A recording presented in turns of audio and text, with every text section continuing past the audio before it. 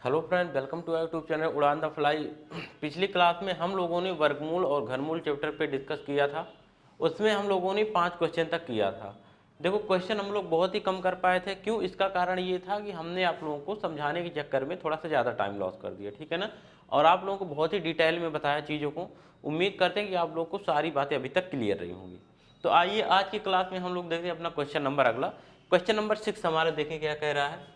Question number 6 में दिया गया है, किस लघुत्तम संख्या को 13,218 में जोड़ दें कि प्राप्त संख्या एक पूर्ण वर्ग हो जाए। अब देखो, हमें इसमें कौन सी संख्या जोड़ी जाए कि प्राप्त संख्या एक पूर्ण वर्ग हो जाए, ये हमें बताना है। आइए देखते हैं, अगर इसमें जोड़ने की बात किया है 13,218, इसमें कौन सी छोटी छोटी संख्या जोड़ा जाए कि ये पूर्ण वर्ग हो जाए। तो आइए इसका हम लोग काम वही कर लेते हैं जैसे हम लोग भाग विधि से वर्गमूल निकालते थे। जोड़ा हमने कहा हमेशा पीछे से दो दो का बनता है। अगर आगे एक बच गया तो आगे अकेला एक अंक कोई रह जाएगा, ठीक है ना। लेकिन पीछे से जोड़ा बनाएंगे वो भी दो दो अंक का। चलिए, तो सबसे पहले हमने कहा ये जो अकेला है पहले इसमें भाग करेंगे। एक का भाग एक बार जाएगा और जितनी बार जाएगा उसे ऊपर भी लिखेंगे। तो एक और एक का गुणा कितना, एक आया, ये दोनों घट जाता है, 0 हो गया। आगे आपका आ गया 3 2, ये एक और एक कितना हो गया, 2 हो गया। अब देखो, दो बार आपका भाग जाएगा नहीं, 22 दूना 44 हो जाएगा। एक बार जाएगा 21 एक्के 21 और एक बार यहाँ भी लिखा जाएगा, ठीक है ना। चलिए आइए देखते हैं, इनको माइनस कर लो। ये आपका आ जाएगा सॉरी 11, कितना 11 आ जाएगा, ठीक है ना। 9 और 9 2 11, सॉरी यहाँ पे हमारा आ गया 11, 11 रिमाइंडर बचा, ये 1 1 2 हुआ और ये 2। अब देखो आगे आपका क्या आएगा, 18। भाग लेके जाओ। हमने कहा कि जब जोड़ने की बात आती है तो हम लोग ज्यादा बार भाग लेके जाते हैं। कितनी बार? ज्यादा बार। सामान्यतः हम लोग कम बार भाग लेके जाते हैं या बराबर बार, जितनी बार में ये पूरा पूरा कट जाए या इससे कम रहे। लेकिन जब जोड़ने वाली स्थिति होती है तो उसमें हम लोग ऐसा काम करते हैं कि इससे ज्यादा आ जाए नीचे। बात समझिए। तो ज्यादा कैसे आएगा हम लोग देखते हैं। अगर हम लोग 5 बार लेके जाएंगे तो 25, 5 बार 5 बार लेके जाएंगे तो देखो कितना आ जाएगा, 5 25 25 के 5, 5 बार लेके गए, ठीक है ना। और 5 दूनी 10, 2 12 के 2 1, 5 दूना 10 और 1 11। देखो ज्यादा बार आ गया ना, ज्यादा हो गया।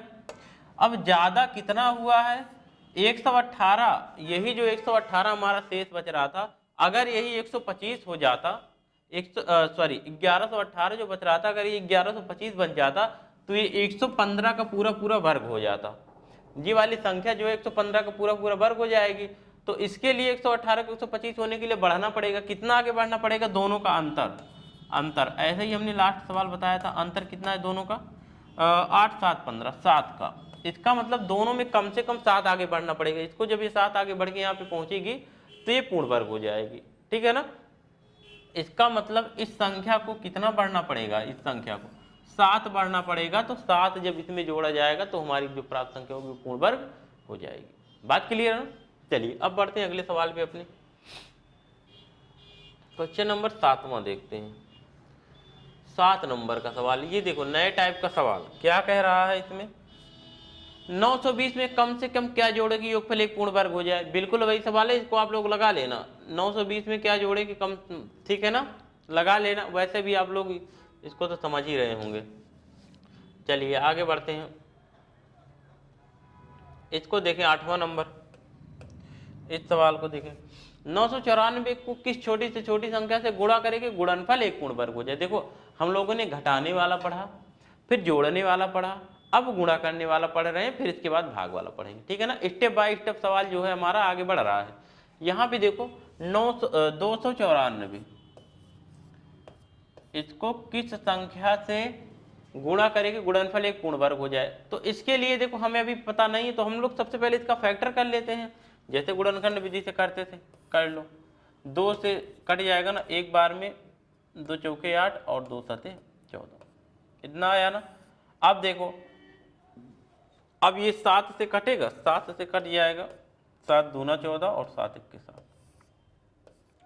7 से 3 बार में और फिर 3 से 1 बार में। तो आपका आया क्या, आपका इसका फैक्टर कितना आ गया, 2 गुणे 3 और गुणे 7 और गुणे 7, ये आया है। हमें पूर्ण वर्ग बनाना है। हमने कहा पूर्ण वर्ग बनाने के लिए जोड़ा का बनना आवश्यक होता है, जोड़ा का बनना आवश्यक होता है।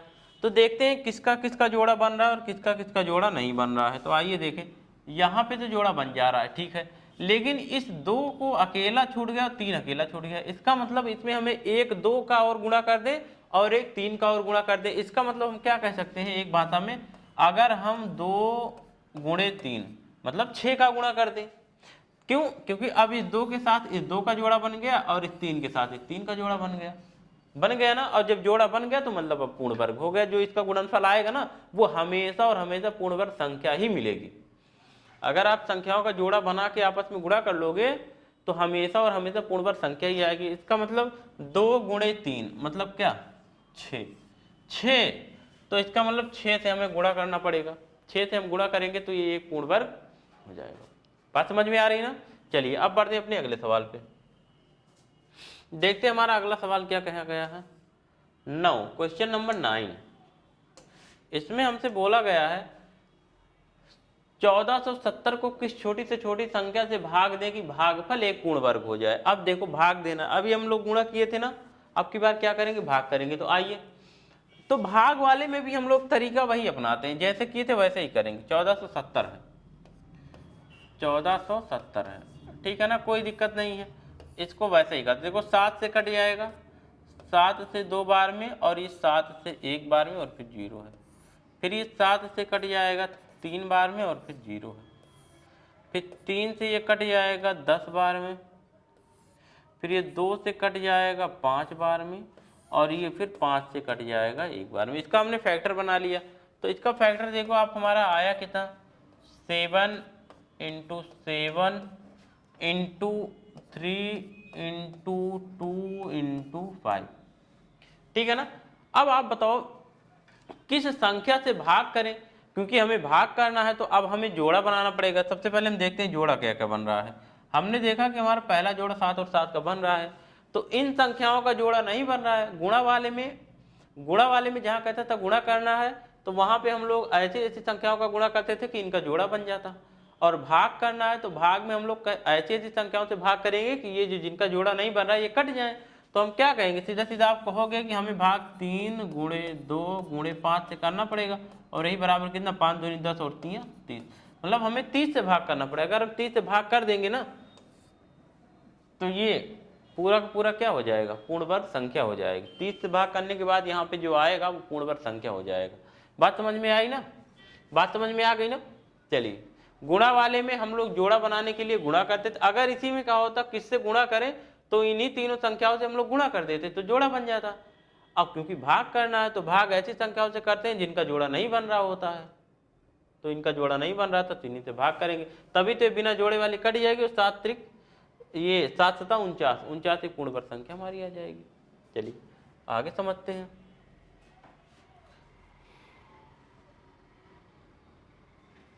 यहां देखिए सवाल को, ये क्वेश्चन, 1029 को किस छोटी छोटी संख्या से गुणा करें कि प्राप्त संख्या एक पूर्ण घन हो जाए। प्राप्त संख्या एक पूर्ण घन हो जाए। अब देखो यहाँ घन बनाना है तो घन में 3 3 का जोड़ा बनता है। घन में कितने कितने का जोड़ा बनता है, 3 3 का जोड़ा बनता है। तो हमारे पास है 1029। इसको किस छोटी से छोटी संख्या से गुणा करें कि प्राप्त संख्या एक पूर्ण घन हो जाए। तो सबसे पहले इसका हम लोग गुणनखंड करते हैं, फैक्टर बना लेते हैं इसका। देखो फैक्टर 7 से कटेगा, 7 1 के साथ 3 10, 7 चौके 28, 4 32, 7 से कट जाएगा। 7 1 के साथ 3 10, 7 चौके 28, 4 32 और 7 7 49। 7 से काटो ये 2 बार में और 7 से 1 बार में, फिर 7 से काटो 3 बार में और फिर 3 से काटो 1 बार में। तो इसका हमारा गुणनखंड, इसका गुणनखंड अगर करें 7 × 7 × 7 × 3, ये आया ना। अब क्योंकि यहाँ पे घन की बात किया तो घन मतलब 3 3, पूर्ण घन मतलब क्या, 3 3। चलिए 3 3 का जोड़ा बनाना पड़ेगा ऐसे। अब हमें क्योंकि गुणा करना है तो ये 3 अकेला बच रहा है, तो हमें अगर हम यहाँ पे 2 3 से और गुणा कर दें तो इसका भी 3 का जोड़ा बन जाएगा। तो मतलब हमें किस संख्या से गुणा करना पड़ा, 3 और 3 गुणे कितना, 9।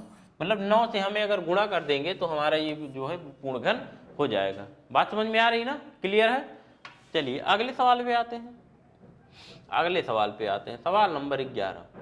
अब देखो सवाल नंबर 11 में क्या दिया है। 3600 को किस छोटी छोटी संख्या से भाग दें कि प्राप्त भागफल एक पूर्ण घन हो जाए। देखो यहाँ गुणा नहीं भाग करना है। 3600 अब इसका आप लोग गुणनखंड कर लो। गुणनखंड करेंगे आप तो 4 9 में 36, मतलब 2 गुणे 2 हो गया। अभी 9 बचा है, 9 का मतलब 3 गुणे 3 हो जाएगा, लेकिन यहाँ पे 100 है ना, 25 चौको 100, तो 2 गुणे 2 4 और 5 गुणे 5 और गुणे 3 गुणे 3। देखो इतने का गुणा आएगा, 2 दूनी 4 दूनी 8 दूनी 16 पंचे 80, 80 पंचे 400 और 3 त्रिक 9 चौके 3600, ठीक है ना। अब देखो इसमें हमें, क्योंकि हमें किस संख्या से भाग दें कि भागफल पूर्ण घन हो जाए, तो इसके लिए हमें पूर्ण घन के लिए पहले तो हमें 3 3 का जोड़ा बनाना पड़ेगा। 3 का जोड़ा यहाँ बन रहा है, बाकी तो कहीं बन नहीं रहा है। इसका मतलब हमें इतनी संख्याओं से भाग देना पड़ेगा। 2 गुणे 5 गुणे 5 गुणे 3 गुणे 3, इतनी संख्याओं से जब भाग करेंगे ना, तब ये जाके पूर्ण घन बनेगा 8, ठीक है ना। अब देखो इनका गुणनफल कितना आएगा, 2 पंचे 10 पचे 50, 150 और 150 कितना 450, 450। इसका मतलब वो छोटी छोटी संख्या 450 है, जिससे भाग देने पे 3600 जो हो ये पूर्ण घन संख्या एक बन जाएगी। बात समझ में आई ना। चलिए अब बढ़ते हैं अगले सवाल पे। ये देखो क्वेश्चन नंबर 12। वह छोटी छोटी संख्या कौन सी है जो पूर्ण वर्ग है तथा 10 12 15 18 में से प्रत्येक से पूर्णतया विभक्त है। ऐसा सवाल हमने एलसीएम में पढ़ाया हुआ था, लेकिन वहां पे छोटी छोटी बड़ी से बड़ी संख्या की बात करता था, पूर्ण वर्ग या पूर्ण घन की बात नहीं करता था। तो यहाँ पे आइए देखते हैं क्या है। वह छोटी छोटी संख्या कौन सी है जो एक पूर्ण वर्ग है तथा इनसे क्या है, प्रत्येक से पूर्णतः विभक्त है। तो सबसे पहले हमें इनसे कटने वाली संख्या निकालना पड़ेगा। छोटी छोटी इनसे कटने वाली संख्या क्या होगी, इनका लासा हो जाएगा किसका किसका, 10 12 15 और 18। इसका हमें सबसे पहले एलसीएम लेना पड़ेगा। एलसीएम क्यों, क्योंकि सबसे छोटी कटने वाली संख्या आ जाएगी इनसे। तो आइए देखते हैं क्या आ जा रहा है। सबसे पहले एलसीएम कैसे निकालते, हमने कहा सबसे पहले सबसे बड़े वाले का फैक्टर कर लो। 18 9 गुणे 2 3 गुणे 3 गुणे 2 हो गया ना 18। 15 5 गुणे 3 3 है, 5 की कमी थी आ गया। 12 4 3 12 2 है, 2 3 6 है, 6 दूना 12 हो गया।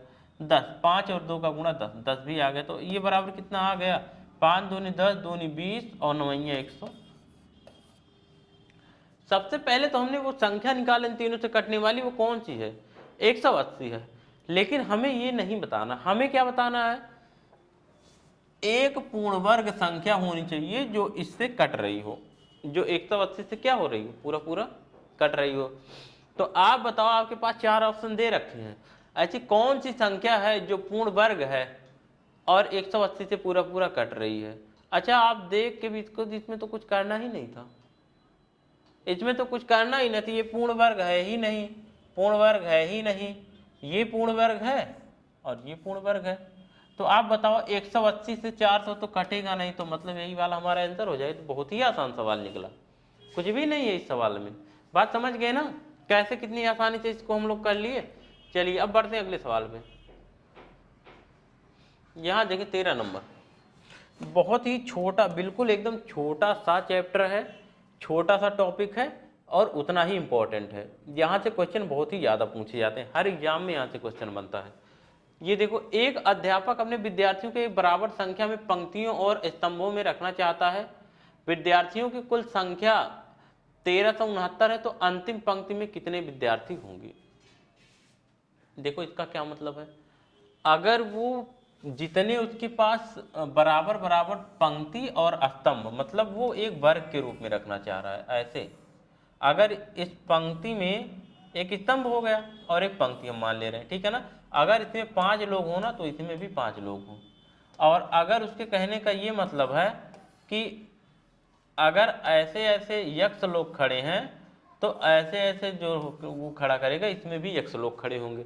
तो इसका मतलब कुल विद्यार्थी अगर हमें निकालना होगा तो क्या करना पड़ेगा, यक्ष गुणे यक्ष, यही तो कुल विद्यार्थी हो जाएंगे भाई। अगर वो एक ऐसे पंक्ति अगर बना रहा है तो इसमें भी x खड़ा करना चाह रहा है, अगर वो सॉरी स्तंभ बना रहा, अगर ऐसे बना रहा है तो भी इसमें भी x खड़ा करना चाह रहा है। तो अगर वो कुल विद्यार्थी की संख्या हमें बताना हो तो इसका मतलब x गुणे x हो जाएंगे। कुल विद्यार्थी कितने हो जाएंगे, x गुणे x, और यही कुल विद्यार्थी कितने दिए हैं, 1369 दिए हैं। तो अंतिम पंक्ति, अब जितने अंतिम पंक्ति में होंगे उतने ही पहले में होंगे, उतने ही दूसरे में होंगे, सब में बराबर बराबर होंगे, सब में बराबर बराबर होंगे। क्योंकि अगर इसमें x है तो इसमें भी x, इसमें भी x, इसमें भी x, इसमें भी x, इसमें भी x, और अगर इसमें x है तो इसमें भी x, इसमें भी x, इसमें भी x, इसमें भी x, इसमें भी x। मतलब अगर x पंक्ति है तो x कॉलम है, x कॉलम है तो x स्तंभ है, दोनों की संख्या बराबर बराबर है। तो कुल लड़कों का निकालना है तो x गुणे x नहीं करना पड़ेगा, और यही 1369 है। तो x स्क्वायर बराबर 1369 हो जाएगा, और 1369। तो आपका x बराबर क्या हो जाएगा, अंडर रूट में 1369, मतलब 1369 का वर्गमूल। अब देखो 69 का वर्गमूल निकालोगे तो या तो 63 का आएगा या तो 33 का आएगा। क्यों, सॉरी 47 का भी आ सकता है। देखो हमें इसका निकालना है वर्गमूल, हाँ सही तो है। अच्छा ये बताओ आप, 63 है आपके पास और 33 है और 37 है और इतना, क्योंकि इसका भी वर्ग करेंगे तो भी इकाई अंक पे 9 आएगा, इसका करेंगे तो भी 9 आएगा, इसका करेंगे तो भी 9 आएगा, इसका करेंगे तो भी 9 आएगा। आप देखो, आप ऑप्शन को आप रिमूव कैसे करोगे, कुछ ऑप्शन को हम गलत अभी देखो कैसे बता देंगे। देखो अगर सपोज दैट यहाँ 60 मान लो, यहाँ पे मान लो 60 है, तो 60 का वर्ग कितना हो जाएगा, 3600 हो जाएगा। तो ये तो कभी होगा नहीं, क्यों, क्योंकि यहाँ पे 1369 ही है। अगर आप इसको 47 से मान लो 50 मान लो, तो 50 पचे 2500, तो ये भी नहीं होगा।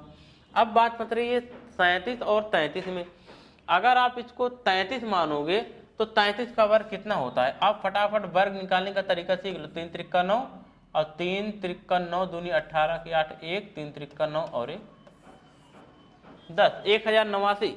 तो इसका मतलब ये किसका वर्गमूल हुआ, 37 का, मतलब इसका वर्ग कितना आ जाएगा, 37। बात समझिए, ऐसे हम लोग ऑप्शन से अगर काम को करते हैं तो बहुत आराम से हो जाता है, बहुत ही चीजें क्या होती है हमारी आसान हो जाती हैं।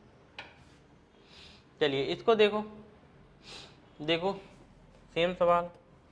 एक माली 17,956 पौधे इस प्रकार लगाता है कि प्रत्येक पंक्ति में उतनी ही प्रत्येक पंक्ति में उतने ही पौधे हैं जितनी पंक्तियां हैं। अगर वो यक्ष पंक्ति बना रहा है, ठीक है ना, जैसे उसने अगर 1 2 3 4 5 पंक्ति बनाए तो प्रत्येक में 1 2 3 4 5 5 ऐसे पौधे भी लगाएगा, 5 5 पौधे भी लगाएगा, यही तो कहा गया है, ठीक है ना। 5 5 वो पौधे भी लगाएगा, प्रत्येक पंक्ति में 5 5 पौधे भी लगाएगा। कहा गया है जितनी पंक्ति है उतनी, प्रत्येक पंक्ति में उतने ही पौधे हैं जितनी पंक्तियां हैं। मतलब अगर 1 2 3 4 5 अगर पंक्ति है तो 1 2 3 4 प्रत्येक पंक्ति में 5 5 पौधे हैं। तो अगर यही मान ले हम लोग ऐसे डॉट डॉट डॉट डॉट यक्ष पंक्ति है, अच्छा डॉट डॉट डॉट डॉट प्रत्येक पंक्ति में यक्ष पौधे हैं, तो कुल कितने पौधे हो जाएंगे, यक्ष गुणे यक्ष मतलब यक्ष स्क्वायर, और यही बराबर कितना 17,956 पौधे हो जाएंगे। और एक पंक्ति में कितने पौधे हैं, तो क्योंकि पंक्ति भी यक्ष है और पौधों की संख्या भी यक्ष है, तो यक्ष बराबर अंडर रूट 17,956 हो जाएगा। इसी का बस वर्गमूल निकालना है, यही खेला है। प्रत्येक पंक्ति में कितने पौधे हैं यही बताना था, तो यक्ष पंक्ति माना था, प्रत्येक पंक्ति में यक्ष पौधे माने थे, तो मतलब यक्ष का मान निकालेंगे, एक पंक्ति की संख्या और एक पौधों की संख्या दोनों हो जाएगी, ठीक है ना। अब आप इनका निकालो क्या, वर्गमूल, इनका हम लोग निकालेंगे क्या, वर्गमूल। आप फटाफट इनका वर्गमूल निकाल के हमें बताएं क्या आएगा, इनका वर्गमूल क्या आएगा। जैसे हमने बताया था वैसे ही निकालना है आपको, जैसे हमने सिखाया है वैसे ही आपको निकालना है, ठीक है ना, वैसे ही आपको निकाल के बताना है। चलिए बताइए क्या आया आंसर, आंसर क्या आया इसमें,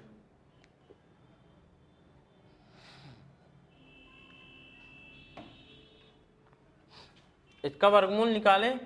हमने आपको तरीका बताया था कि सपोज दैट आप इसको 136 है ना, अगर आप इसको 140 मान लोगे तो 14 का वर्ग 196 और डबल जीरो मतलब 19,600 हो जाएगा। तो देखो ये कितना है, 17,956 इतना है। अगर आप इसको सपोर्ट डैश के लिए अगर आप 30 मान लोगे, देखो ये तो कभी होगा नहीं, क्यों? क्योंकि अगर 140 का ही इतना आ जा रहा है तो ये तो उससे कम है, और ये भी नहीं होगा। दो ऑप्शन तो हमारे इलिमिनेट हो गए, मतलब खत्म हो गए। अगर हम इसका वर्ग करते हैं यहाँ पे 135 मान के, 135 मान लो, और यहाँ पे 134 है ना, 134, यहाँ पे हम लोग क्या करेंगे 135। हमने आप लोगों को वर्गमूल निकालने का, वर्ग ज्ञात करने का तरीका बताया हुआ है, 3 अंक का, 3 अंक की संख्याओं का वर्ग ज्ञात करने का हमने तरीका आप लोगों को समझाया हुआ है अच्छे से।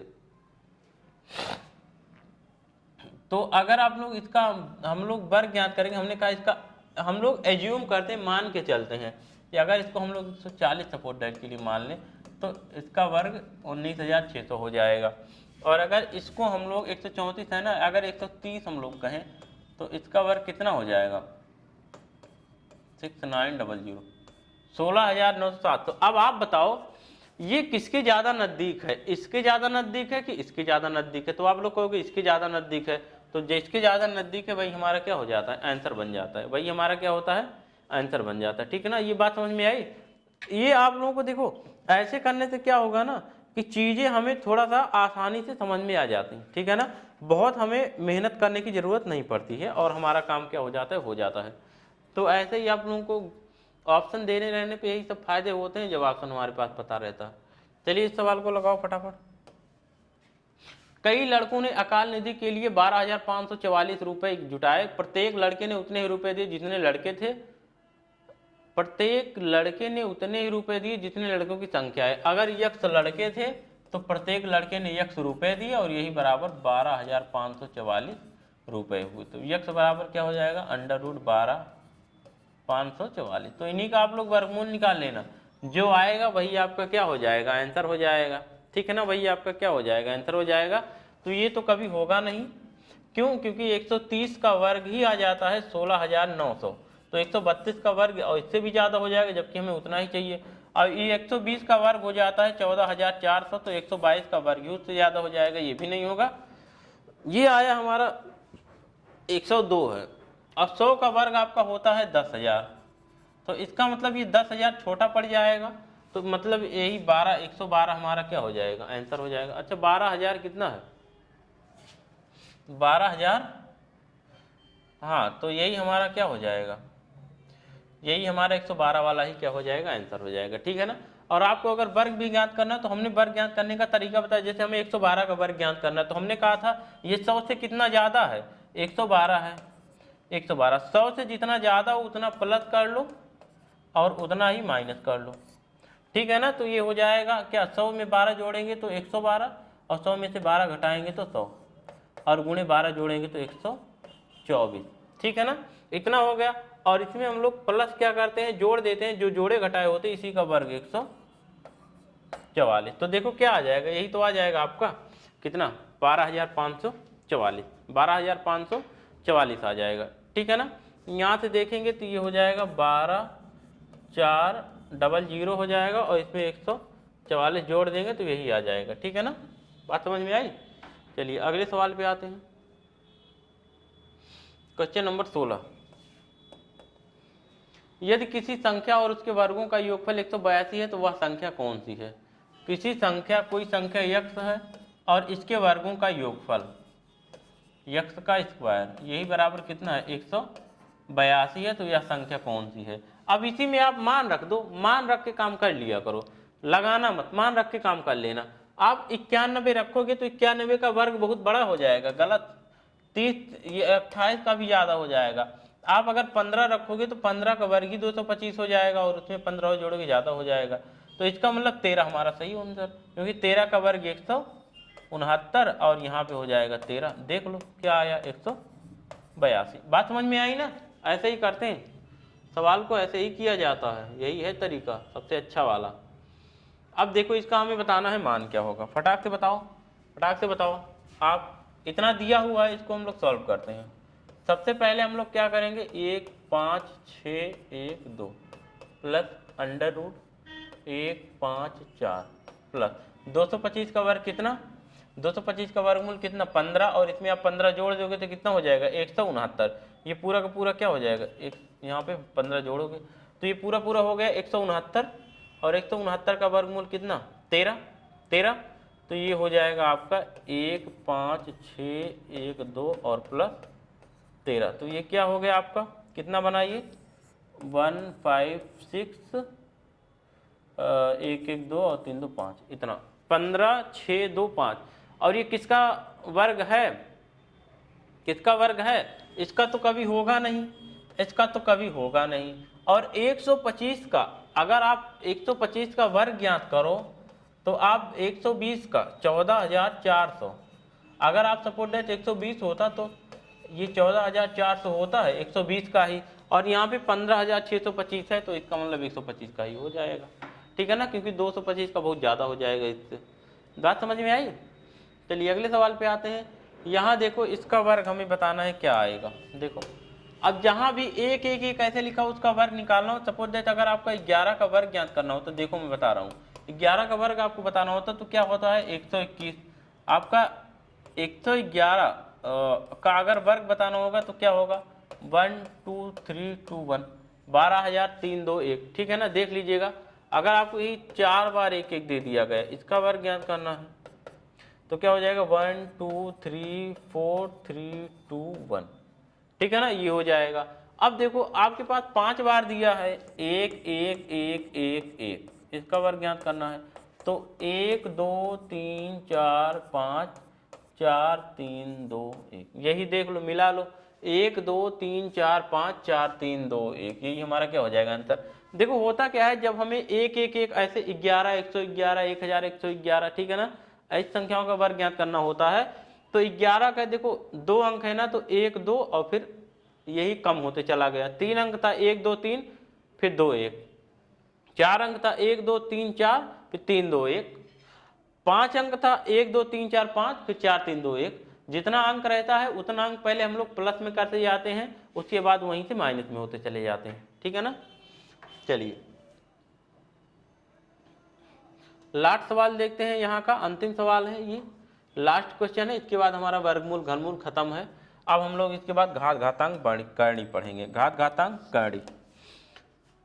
एक कक्षा में कुल मिलाकर 80 विद्यार्थी हैं जिन्होंने दुर्घटना सहायता के लिए फंड के लिए चंदा इकट्ठा किया। प्रत्येक लड़के ने उतने ही रुपए दिए जितना कि लड़कियों की कुल संख्या, तथा प्रत्येक लड़की ने उतने ही रुपए दिए जितने कि लड़कों की कुल संख्या। यदि कुल मिलाकर 3,200 रुपये इकट्ठा हुआ हो तो बताइए लड़कों की संख्या क्या है।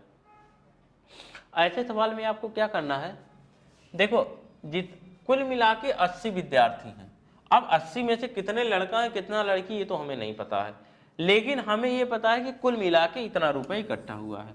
तो देखो ऐसे सवाल में ना जहाँ प्रत्येक लड़के उतना ही रुपया दे जितनी लड़कियां हैं और प्रत्येक लड़की उतना ही रुपया दे जितने की लड़के हैं, ठीक है ना। तो ऐसे केस में देखो इसका एक बार मैं बेसिक बता दे रहा हूँ, फिर ट्रिक बताते, नहीं तो डायरेक्ट ट्रिक बताने कोई मतलब नहीं। कुल मिला के 80 थे, टोटल 80 थे, इसमें से अगर यक्स बॉयज थे तो गर्ल्स कितनी थी 80 माइनस यक्स।